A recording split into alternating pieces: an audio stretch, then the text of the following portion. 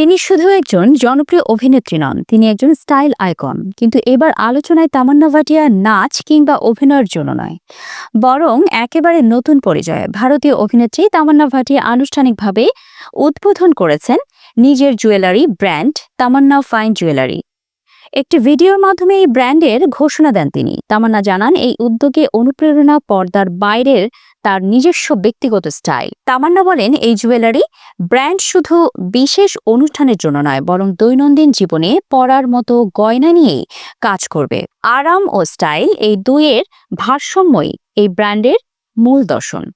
Luxury থাকবে কিন্তু অস্বস্তি নয়। ফ্যাশন ম্যাগাজিন গ্রাজিয়াকে দেওয়া সাক্ষাৎকারে তামান্না জানান, গয়নার ব্যবসার সঙ্গে তার পারিবারিক সংযোগ বহুদিনের।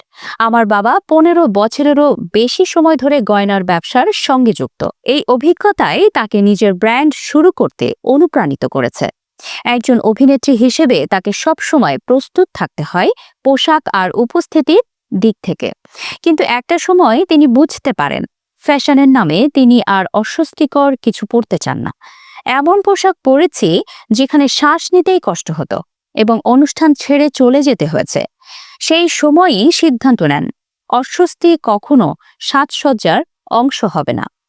তামান্না জানান, গত 2.5 বছরে তিনি বেশি ঝুঁকেছেন উজ্জ্বল সোনা, প্রাকৃতিক হীরা ও রত্ন পাথরের দিকে, যেগুলো তাকে বাস্তব জীবনে স্বচ্ছন্দ বোধ করায়।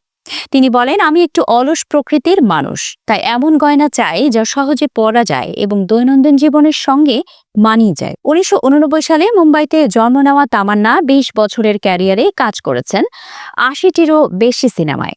বাহুবলী 2 এর মাধ্যমে 1000 কোটি রুপি ক্লাবে প্রকাশ করেন তিনি। বর্তমানে তার মোট সম্পদের পরিমাণ প্রায় 120 কোটি রুপি।